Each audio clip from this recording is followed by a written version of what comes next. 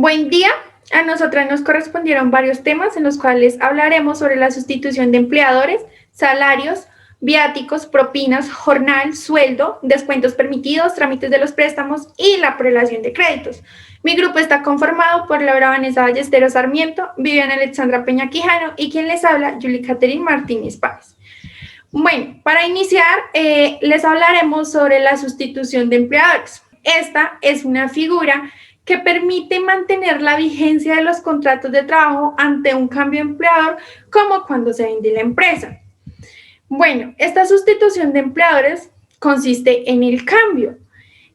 Como bien dice el título, es el reemplazo del empleador. En el mundo de los negocios, las empresas y los establecimientos de comercio cambian de dueño, ya sea porque se vende, porque se arrienda, porque se permutan, se fusionan, entre otras cosas. Y si el dueño del negocio cambia, entonces obviamente cambia el empleador, porque el nuevo sustituye al anterior y allí proviene el nombre de sustitución de empleadores. Efectos jurídicos de la sustitución de empleador. Bueno, al suceder la sustitución del empleador, no se alteran ni se modifican los contratos de trabajo vigentes al momento de producirse el cambio. Esto según lo establece el artículo 68 del Código Sustantivo del Trabajo. En consecuencia, la sustitución de empleadores no tiene efecto alguno en los contratos de trabajo firmados con el antiguo empleador. Por tanto, estos seguirán teniendo plena vigencia y aplicación como si hubiera existido la sustitución de empleadores. Ante el cambio de dueño de negocio, los contratos de trabajo firmados con sus trabajadores no se pueden terminar, ni suspender, ni modificar, a no ser pues que exista un acuerdo expreso entre el nuevo dueño y los trabajadores. Requisitos para que opere la sustitución de empleador. Bueno, la ley y la jurisprudencia han considerado que para que exista la sustitución de empleadores se deben cumplir con 3 elementos a saber.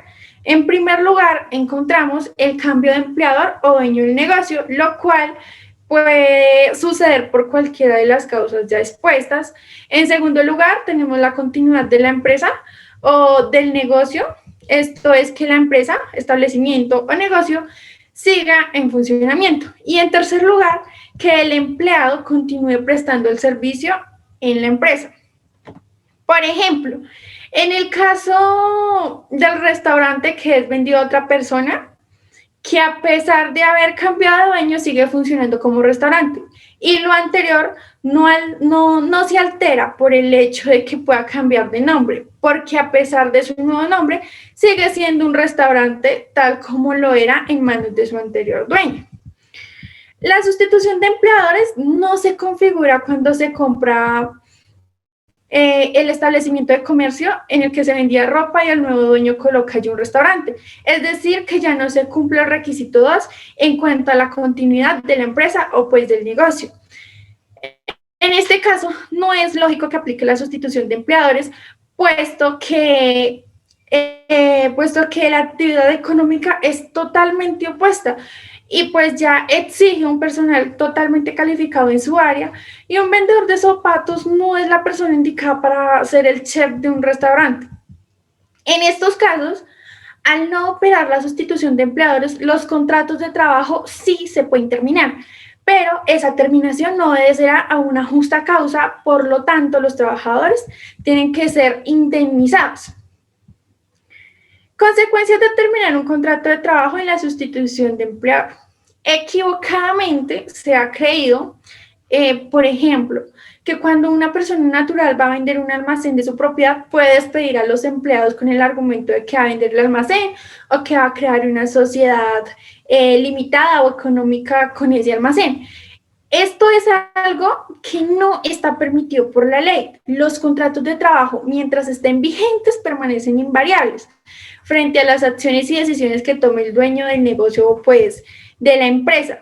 Si al momento de vender un establecimiento de comercio, el empleador decide despedir a sus empleados, deberá pagarle la respectiva indemnización por despido injustificado, porque el cambio de dueño o de empleador no es una causa justa para la terminación del contrato de trabajo.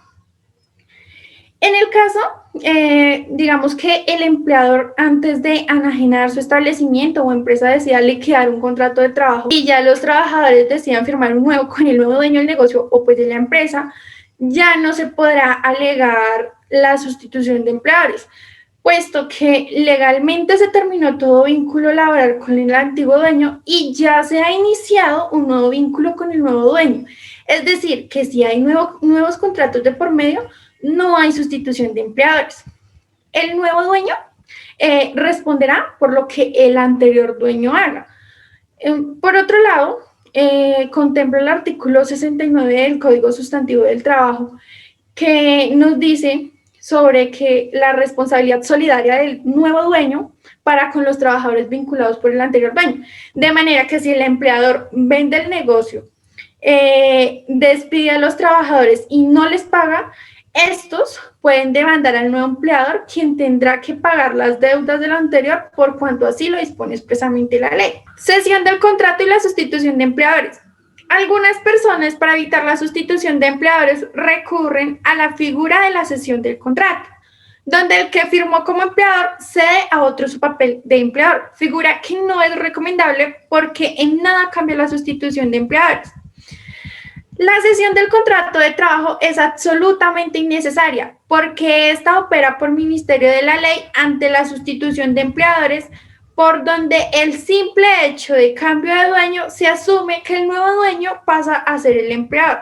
Ahora, si se utiliza la figura de la cesión del contrato con la intención de desmejorar los derechos del trabajador, es una acción irregular que puede llevar a un despido indirecto. Ceder el contrato y aprovechar para hacer firmar una modificación de los contratos que desmejore las condiciones del trabajador puede dar lugar a que éste renuncie por una justa razón imputable al empleador. Salarios y prestaciones sociales adeudados a la fecha de la sustitución. Por regla general, el nuevo dueño absorbe los contratos laborales y todas sus obligaciones vigentes, de tal manera que las primas de servicio y las vacaciones se irán pagando a medida que se vayan causando. Como bien sabemos, estas se pagan el 30 de junio, el 20 de diciembre y cada que el trabajador cumpla un año de labores desde la fecha del contrato inicial, y pues estas serán por parte del nuevo empleador. En todo caso, se mantendrá una solidaridad entre el antiguo y el nuevo empleador, dado que la sustitución de empleadores es un acuerdo comercial entre ellos. De eso se habla en el artículo 70 del Código Sustantivo del Trabajo, por lo que los saldos adeudados al momento de la sustitución son parte del negocio que hacen los dos empleadores, el antiguo y el nuevo. Pago de las cesantías en la sustitución de empleadores. Cuando hay sustitución de empleadores, la ley considera la posibilidad de liquidar las cesantías a la fecha en que ocurre la sustitución. Señala el artículo 69 del Código Sustantivo del Trabajo, nos dice que el antiguo empleador puede acordar con todos o con cada uno de sus trabajadores el pago definitivo de sus cesantías por todo el tiempo servido hasta el momento de la sustitución, como si se tratara de un retiro voluntario sin que se entienda terminado el contrato de trabajo. Si no se celebrara el acuerdo antedicho, el antiguo empleador debe entregar al nuevo el valor total de las cesantías en la cuantía en que esta obligación fuera exigible, suponiendo que los respectivos contratos hubieran de extinguirse por retiro voluntario en la fecha de sustitución, y de aquí en adelante queda a cargo exclusivo del nuevo empleador el pago de las cesantías que se vayan causando, aun cuando el antiguo empleador no cumpla con la obligación que se le impone en este inciso. Bueno, lo que sugiere en ese caso es que el anterior empleador realice una liquidación parcial de las cesantías y las consigne en el fondo respectivo. Aunque la ley está autorizando la liquidación de las cesantías, lo ideal sería liquidarlas, pero entregarlas al fondo, puesto que no se trata de la terminación del contrato de trabajo. En todo caso, si no se liquida y entre el nuevo empleador y el sustituido no hay acuerdo alguno respecto a las cesantías, el nuevo empleador responderá por todas las cesantías que pudo haber quedado debiendo el anterior empleador. El título 5 del Código Sustantivo del Trabajo habla de los salarios. En el artículo 127 están los elementos integrantes de este. Este artículo dice, constituye salario no solo la remuneración ordinaria, fija o variable, sino todo lo que recibe el trabajador en dinero o en especie como contraprestación directa del servicio, sea cualquiera la forma o denominación que se adopte como primas sobre sueldos, bonificaciones habituales, valor del trabajo suplementario o de las horas extra, valor del trabajo en días de descanso obligatorio, porcentajes sobre ventas y comisiones. Entonces, en palabras más cortas y como en primer lugar definiendo lo que es salario, esto es la remuneración o el pago que recibe el trabajador en el contrato de trabajo como una contraprestación por sus servicios. Esto tiene relevancia porque no todo pago se considera salario, pero son pocos los pagos que son pues ajenos al salario y ello pues tiene un efecto importante en el reconocimiento de algunos derechos del trabajador como prestaciones sociales, indemnizaciones, seguridad social y ya. Ahora, los siguientes pagos o elementos sí integran salario, son los que están viendo en pantalla. Las comisiones de cualquier tipo pueden ser comisiones por cumplimiento de metas, están las horas extra, los recargos nocturnos, la remuneración por el trabajo dominical y festivo, las bonificaciones regulares y los viáticos, que los viáticos van a ser explicados más adelante por mi compañera. Ahora hablaremos del artículo 128 que dice pagos que no constituyen salarios. Entonces, el artículo 128 del Código Sustantivo del Trabajo señala los pagos que no constituyen salario, pues en los siguientes términos. No constituyen salarios las sumas que ocasionalmente y por mera liberalidad recibe el trabajador del empleador, tales como primas, bonificaciones o gratificaciones ocasionales, participación de utilidades, excedentes de las empresas de economía solidaria y lo que recibe en dinero o en especie, no para su beneficio ni para enriquecer su patrimonio, sino para desempeñar a cabalidad sus funciones como gastos de representación, medios de transporte, elementos de trabajo y otros semejantes. Tampoco las prestaciones sociales de que tratan los títulos 8 y 9, ni los beneficios a auxilios habituales u ocasionales acordados convencional o contractualmente u otorgados en forma extralegal por el empleador.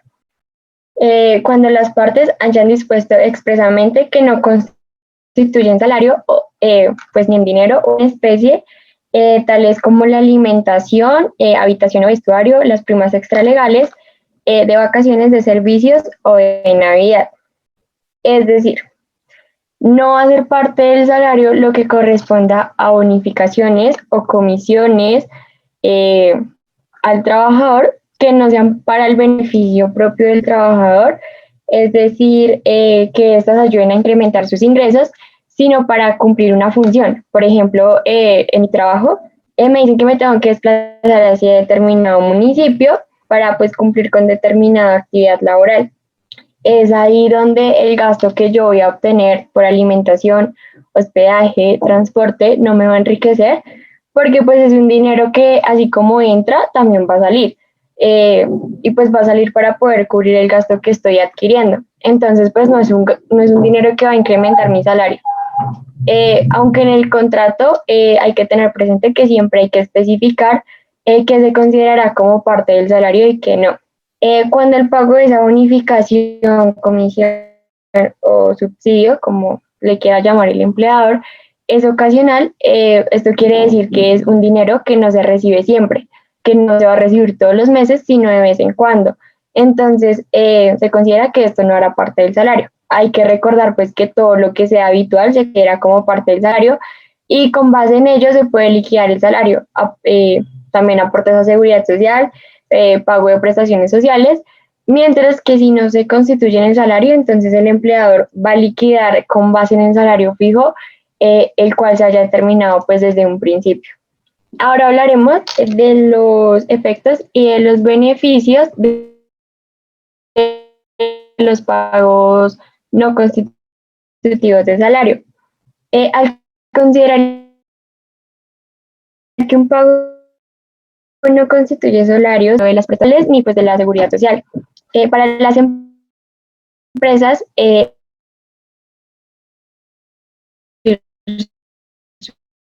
su carga prestacional y parafiscal, que pues exige es bastante costosa, puesto que por estos conceptos la empresa debe pagar aproximadamente un 45% del salario del trabajador.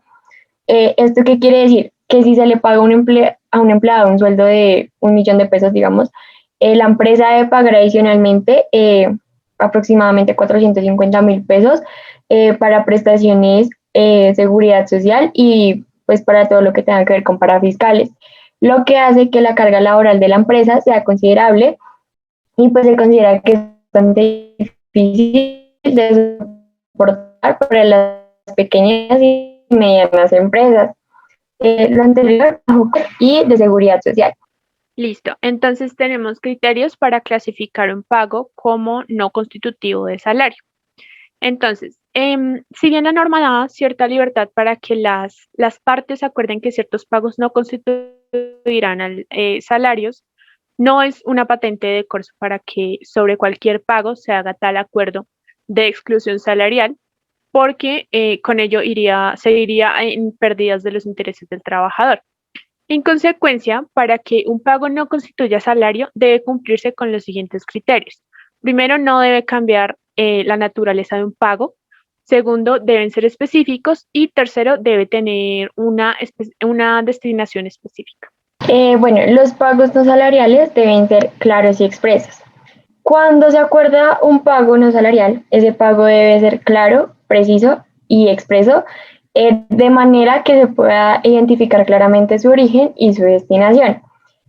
Al respecto, dijo la Sala Laboral de la Corte Suprema de Justicia en la sentencia 6833 del 14 de noviembre del año 2018, con ponencia de la magistrada Clara Cecilia Dueñas Quevedo, expresa lo siguiente.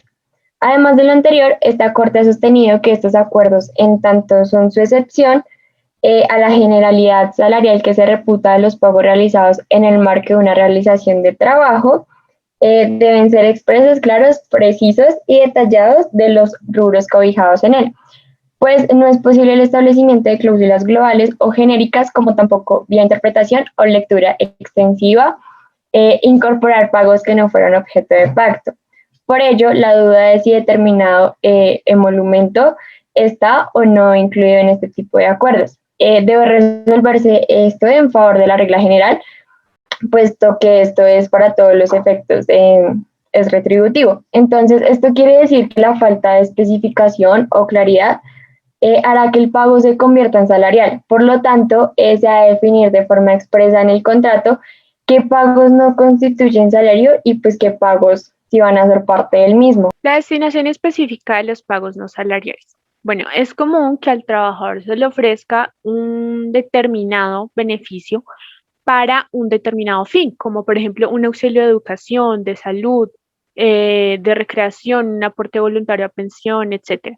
Y en tal caso, se debe garantizar esta destinación específica. Este punto es importante porque si se hace un pago no constitutivo de salario para que el trabajador adquiera un beneficio, se debe garantizar que ese beneficio sea adquirido. Por ejemplo, si se le paga al trabajador mensualmente 500.000 pesos como auxilio de educación, ese pago debe invertirse en educación y no entregárselo al trabajador para que él disponga de esos dineros según su deseo. Y si se le pagan gastos de representación, que se utilicen para tal efecto. Con lo anterior, pues se pretende evitar que los pagos salariales se camuflen como no salariales, porque al final el trabajador no utiliza el dinero para lo que se supone que debe utilizarse, sino para gastárselo como cualquier salario. Los tipos de salario. salario integral. Todo salario implica una serie de pagos adicionales conocidos como prestacionales, pero las partes pueden acordar que esos pagos se incluyan en el salario. En el salario integral, como su nombre lo indica, integra el factor salarial y prestacional en un solo pago. El salario fijo y variable, aquí, bueno, el salario que se paga el trabajador puede ser fijo o variable. En el primer caso, todos los meses el trabajador recibe el mismo salario. Y en el segundo, el monto varía dependiendo de lo que gane el trabajador en función de la forma en que se le paga. Es el caso, por ejemplo, del trabajador al que se le paga comisiones por ventas o se le paga en función de las unidades producidas. En tal caso, el salario depende no del tiempo laborado, sino del esfuerzo y la productividad del trabajador. Tenemos el salario en especie. Aquí al trabajador, bueno, se le puede pagar, digamos que, el salario en dinero y otra parte se le puede pagar en especie compuesto por bienes o servicios que el empleador le suministra al trabajador. Las especies son bienes y servicios que se pueden entregar al trabajador como remuneración por su trabajo.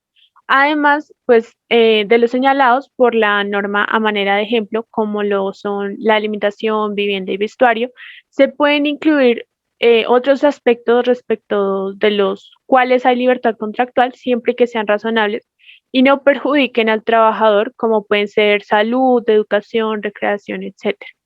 Parte del salario que se puede pagar en especie. Bueno, la totalidad del salario no se puede pagar en especie, sino solo una parte de él, y eso depende del monto del salario devengado por cada trabajador. Tenemos el monto del salario y el porcentaje de máximo en especie. Entonces, en salarios iguales al mínimo, el porcentaje sería hasta el 30%, y en salarios superiores al mínimo hasta el 50%. Es importante precisar que un trabajador no puede recibir menos del 70% del salario mínimo en especie, es decir, en aquellos salarios superiores al mínimo, estos salarios pueden tener un tipo de pago en especie, pero con hasta el 50% del total del salario. Ese 50% en efectivo no puede ser menor al 70% del salario mínimo. Por ejemplo, supongamos un salario mínimo de 1.000.000. El trabajador debe recibir en dinero al menos el 70%, es decir, 700.000. Supongamos ahora que el trabajador tiene un salario de 1.200.000 y de acuerdo al monto, la ley permite pagar en especie hasta un 50% del salario, pero el 50% son 600.000, valor que está por debajo de lo mínimo que puede recibir el trabajador, que es el 70% del salario mínimo, que en nuestro ejemplo es 700.000. Entonces, lo máximo que se le puede pagar en especie es aproximadamente el 42.3% para el ejemplo anterior, de modo que se pueda respetar la regla de que el trabajador debe recibir al menos el 70% del salario mínimo en dinero. Viáticos. Bueno, de acuerdo con lo previsto en el artículo 130 del Código Sustantivo del Trabajo, los viáticos permanentes constituyen salario en aquella parte destinada a proporcionar al trabajador manutención y alojamiento, pero no en lo que tiene que ver con medios de transporte y gastos de representación. Según la sentencia C81 de 1996, la Corte Constitucional, el legislador podía excluir como factor salarial aquellos viáticos permanentes para gastos de representación o de transporte, por considerar que ellos no son una retribución, o sea, como una recompensa para el pago por la labor del trabajador, ni sirven para satisfacer sus necesidades. Por su parte, indica el Ministerio del Trabajo, los viáticos accidentales tampoco constituyen salario en ningún caso y son aquellos que se dan con motivo de un requerimiento extraordinario, no habitual o poco frecuente. En todo caso, corresponde al empleador informar de manera específica sobre el valor de los mismos cuando se pague al trabajador respecto al concepto que cubren. Bueno, en aquellos casos en los que el empleador decide pagar el valor correspondiente al alojamiento y a la manutención directamente a los establecimientos que van a atender estas necesidades del trabajador, deben informarle a su cantidad por cuánto se trata de valores que constituyen el factor salarial. Respecto al pago de estos conceptos, la normativa no dispone regulación que especifique el rango en distancia que deben tener las funciones por fuera del centro de trabajo que determine o no el derecho a los valores cancelados, entendiéndose que es obligación del empleador proporcionar los instrumentos necesarios al trabajador para el desarrollo de su labor. Propinas. El artículo 131 del Código Sustantivo de Trabajo establece que las propinas que recibe el trabajador no constituyen salario. Entonces, definiendo el concepto, la propina son los pagos que el trabajador recibe por parte de los clientes de su empleador de forma libre y espontánea, como agradecimiento por los servicios prestados por el trabajador. Es claro que el empleador no puede decirle al trabajador que le pague el mínimo más las propinas o medio salario mínimo más las propinas, porque estas no las paga el empleador, sino el cliente. Y como son voluntarias, no se puede garantizar que el trabajador siempre las reciba. El salario es todo pago que el empleador hace al trabajador como contraprestación por su servicio. Y en este caso, el pago no lo hace el empleador, sino un tercero ajeno a la relación jurídica entre trabajador y empleador. Por lo tanto, no puede tener ninguna connotación salarial. Ahora hablaremos de jornal y sueldo. Bueno, el Código Sustantivo del Trabajo en el artículo 133 establece lo siguiente. Primero, el jornal es aquel pago que se le hace al trabajador por el día que trabaja. Esto según las horas que ejecuta su labor. Entonces, si el trabajador trabajó, no sé, 7 horas en un día, entonces esas 7 horas son las que se le tendrán que pagar.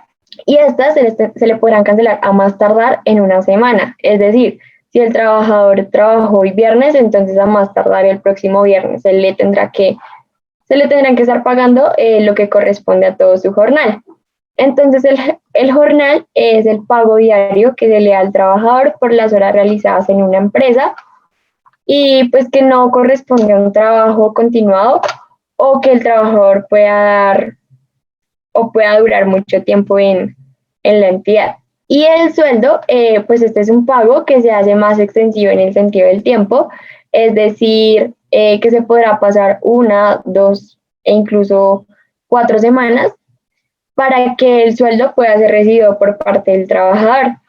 El sueldo es el pago que corresponde al salario del trabajador cuando se estipula que su labor va a ser más de un mes. Independientemente de la forma de pago pactada con el trabajador, en ningún caso el trabajador puede vengar un salario inferior al salario mínimo legal establecido, teniendo en cuenta que también le debe aportar a todo lo que tenga que ver con seguridad social. Salario mínimo.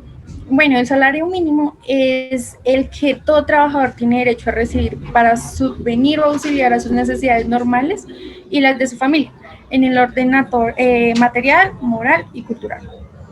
El monto del salario mínimo para el año 2021 quedó en 908.526.000 pesos, con un auxilio de transporte de 106.454 pesos. Este es definido por un acuerdo entre empleadores y trabajadores, y en caso de que no se llegue a ningún acuerdo, se hace por decreto de la Presidencia de la República, como por ejemplo el año 21, que ni los empleadores ni los trabajadores llegaron a un acuerdo para fijarlo. Bueno, algunos factores para fijarlos es que, en primer lugar,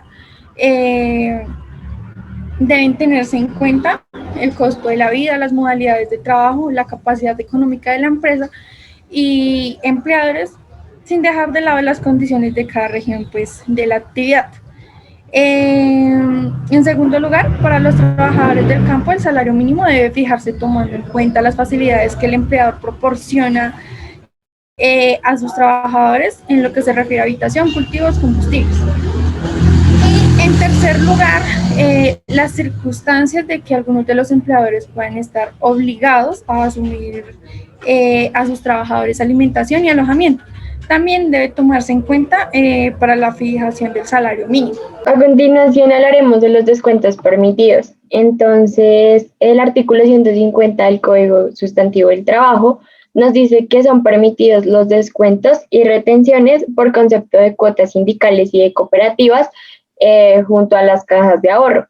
Estas deben ser autorizadas en forma legal, de cuotas con destino al seguro social obligatorio y de sanciones disciplinarias impuestas de conformidad con el reglamento del trabajo debidamente aprobado. Esto quiere decir que el empleador puede hacer descuentos o retenciones de salario o de nómina, pero por regla general tiene prohibido hacer estos descuentos sin autorización alguna del trabajador. Pero el artículo 59 del Código Sustantivo del Trabajo, con el título Prohibiciones, lo siguiente.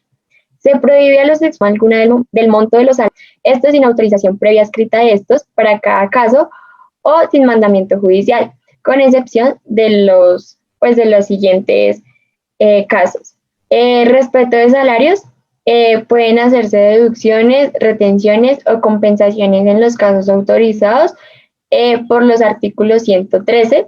Bueno, este artículo tiene como título multas y nos dice que vean solo para causarse por retrasos o faltas al trabajo sin excusa suficiente, no puede exceder de la quinta parte del salario de un día y este descuento se debe consignar en una cuenta especial dedicada exclusivamente a premios o regalos para los trabajadores de dicha empresa. También nos dice que el empleador puede descontar las multas del valor del que sea la multa del salario del trabajador. Y por último nos habla que la imposición de una multa no impide que el empleador prescinda del pago del salario correspondiente al tiempo dejado de trabajar. Ahora hablaremos de los descuentos del salario que requieren la autorización del trabajador. Entonces, como ya hemos dicho antes, la regla general es que no se pueden hacer descuentos de nómina al trabajador sin autorización de este, excepto con lo que las mismas ley autoriza y de los cuales ya habíamos hablado anteriormente. Para los demás casos se requiere la autorización del trabajador o de un juez. Entre los descuentos que requieran autorización se encuentran los siguientes: por concepto de deudas del trabajador contraídas con el empleador, sus socios o sus representantes. También por concepto de indemnización por daños ocasionados a locales, máquinas, materias primas, productos elaborados o pérdidas de elementos que se le hayan brindado en el trabajo para realizar sus funciones adecuadamente. También por concepto de entrega de mercancías, provisión de alimentos y precios de alojamiento. O por concepto de avances o anticipos de salario. El artículo 151 del Código Sustantivo del Trabajo habla del trámite de dichos préstamos. Entonces, el empleador y su trabajador podrán acordar por escrito el otorgamiento de préstamos, anticipos, deducciones, retenciones o compensaciones del salario, de deducción o compensación y el plazo para la amortización gradual de la deuda. Entonces, otorgar préstamos al trabajador no es una obligación del empleador ni un derecho del trabajador, sino que es una facultad que la norma contempla para que las partes acuerden los préstamos y las condiciones de los mismos. El otorgamiento de cualquier préstamo debe constar por escrito a fin de ofrecer claridad sobre las condiciones en que se otorga el préstamo y la forma en que el trabajador lo pagará. Del inspector de trabajo en los préstamos a los trabajadores. La ley no exige la autorización del inspector de trabajo para que el empleador pueda otorgar créditos a sus trabajadores, pero el inciso segundo del artículo 151 del Código Sustantivo del Trabajo señala que cuando pese a existir el acuerdo, el empleador modifique las condiciones pactadas, el trabajador podrá acudir ante el inspector de trabajo a efecto de que exija su cumplimiento, pena de la imposición de sanciones. Entonces, la intervención del inspector de trabajo se hace necesaria solo cuando el empleador cambia las condiciones del préstamo otorgado, entendiéndose que se hacen en perjuicio del trabajador. El cobro de intereses en los préstamos a los trabajadores. El artículo 153 del Código Sustantivo del Trabajo prohíbe cobrar intereses por préstamos a los trabajadores que no sean para vivienda. Fuera de los casos a que se refiere el artículo anterior, los préstamos o anticipos de salarios que haga el empleador al trabajador no pueden devengar intereses. Sin embargo, la Corte Suprema de Justicia ha señalado que a pesar de la prohibición legal de cobrar intereses al trabajador, si con ello no se le perjudica, es legal ese cobro. Los descuentos de nómina por préstamos al trabajador. Como lo señala el artículo 151 de este mismo código, el acuerdo sobre el préstamo debe estar por escrito y en él se deben pactar expresamente las condiciones del préstamo, como el valor de las cuotas, los intereses cobrados, el plazo para pagarlo y, por supuesto, la autorización para hacer el descuento respectivo de la nómina. La autorización para el descuento de la nómina puede, pues, parecer obvia, pero no se debe suponer, sino que se debe incluir expresamente en el acuerdo escrito a fin de cumplir el artículo 149, que señala en su numeral 1, el empleador no puede deducir, retener o compensar suma alguna del salario sin orden suscrita por el trabajador para cada caso o sin mandamiento judicial. La autorización por escrito y debe ser firmada para que el descuento de nómina sea válido. Préstamos al trabajador. Bueno, suele suceder que se le ha hecho un crédito al trabajador para que lo pague en 5 años, por ejemplo, y cuando lleva 3 años pagando es despedido o el tipo renuncia. Entonces, ¿qué sucede con el saldo pendiente del pago? En tal caso, el empleador puede descontar de la liquidación del trabajador el saldo adeudado, incluso si debe retener 100% de la valoración de la liquidación. Si el trabajador no ha autorizado a descontar más de una cuota mensual al terminar el contrato, se pueden descontar de una vez todas las cuotas faltantes. Sin embargo, lo ideal es que en el acuerdo que se haga por escrito sobre el otorgamiento del préstamo se incluya una cláusula donde el trabajador acepte expresamente descontar de su liquidación el saldo insoluto del préstamo en caso de que exista la terminación del contrato.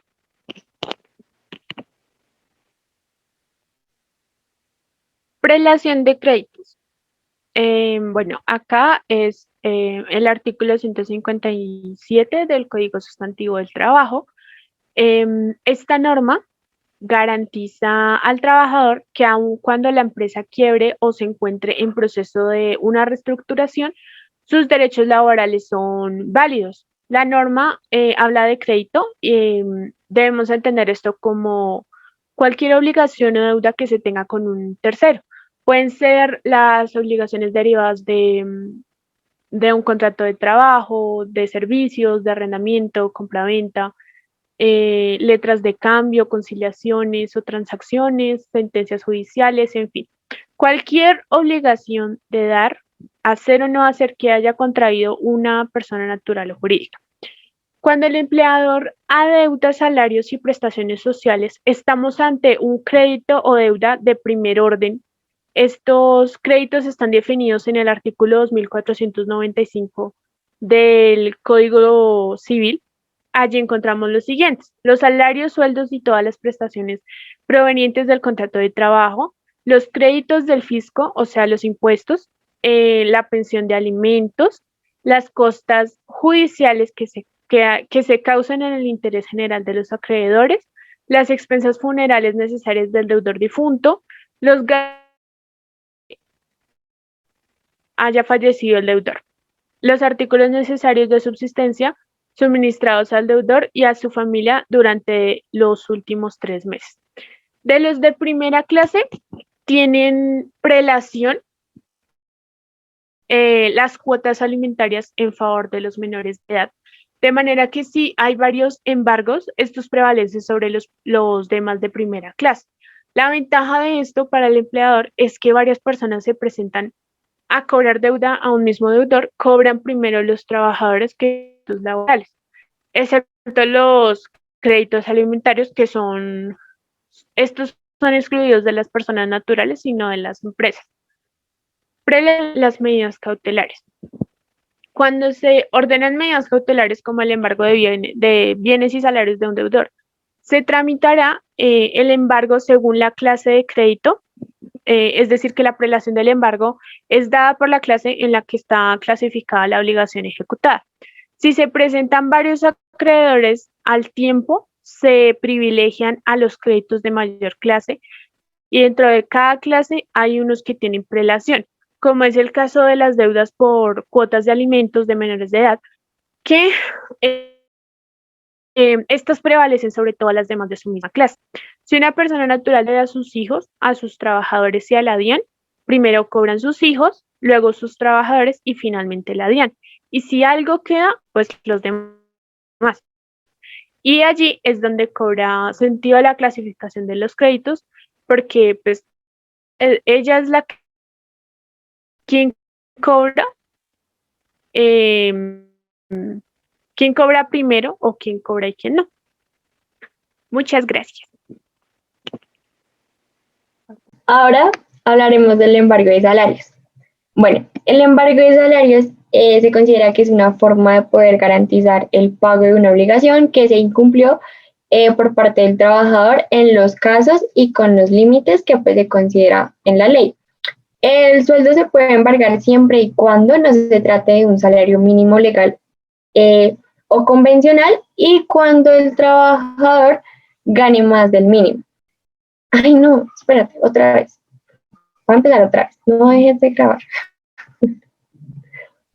Ahora hablaremos del embargo de salarios. Bueno, un embargo de salario se considera que es aquella forma de poder garantizar el pago de una obligación que se incumplió por parte del trabajador, esto en los casos y con los límites que pues considera la ley. El sueldo se puede embargar siempre y cuando no se trate de un salario mínimo legal y cuando el trabajador pues gane más del mínimo, se considera que se puede embargar hasta un 20% de aquel excedente que gane más del mínimo. Es decir, si tú ganas 100,000 pesos más de lo que es el mínimo, entonces solo se te podrá embargar hasta un 20% de esos 100,000 pesos. Bueno, de acuerdo al artículo 154 del Código Sustantivo del Trabajo, nos dice que como regla general el salario mínimo legal no puede ser embargable debido pues a que este es un mínimo pues para poder sobrevivir. Pero ahora explicaremos cuándo se puede embargar un sueldo. Como lo dije anteriormente, el artículo 154 impone por regla general la inembargabilidad del salario mínimo, pero el artículo 156 del mismo código nos crea dos excepciones a favor de las cooperativas que estén legalmente constituidas y de los casos del pago de obligaciones alimentarias que estén pendientes por pagar. En alguna de estas dos excepciones se considera que se puede embargar hasta un 50% del salario sin importar cuál sea el monto del salario. Esto aplica sobre cualquier pensión de alimentos que un juez haya decretado y pues estas pensiones se señalan expresamente en el artículo 411 del Código Civil. Bueno, es importante resaltar la parte del artículo 156 del Código cuando se refiere a cooperativas legalmente autorizadas, porque pues esto se refiere a las cooperativas que están constituidas y funcionan de acuerdo a la ley, de modo que pues deben ser autorizadas y deben estar vigiladas por las autoridades correspondientes, como lo es la superfinanciera. Prelación de créditos. Bueno, acá es el artículo 157 del Código Sustantivo del Trabajo. Esta norma garantiza al trabajador que aun cuando la empresa quiebre o se encuentre en proceso de una reestructuración, sus derechos laborales son válidos. La norma habla de crédito y debemos entender esto como cualquier obligación o deuda que se tenga con un tercero. Pueden ser las obligaciones derivadas de un contrato de trabajo, de servicios, de arrendamiento, compraventa, letras de cambio, conciliaciones o transacciones, sentencias judiciales, en fin. Cualquier obligación de dar, hacer o no hacer que haya contraído una persona natural o jurídica. Cuando el empleador adeuda salarios y prestaciones sociales, estamos ante un crédito o deuda de primer orden. Estos créditos están definidos en el artículo 2495 del Código Civil. Allí encontramos los siguientes: los salarios, sueldos y todas las prestaciones provenientes del contrato de trabajo, los créditos del fisco, o sea, los impuestos, la pensión de alimentos, las costas judiciales que se causan en el interés general de los acreedores, las expensas funerales necesarias del deudor difunto, los gastos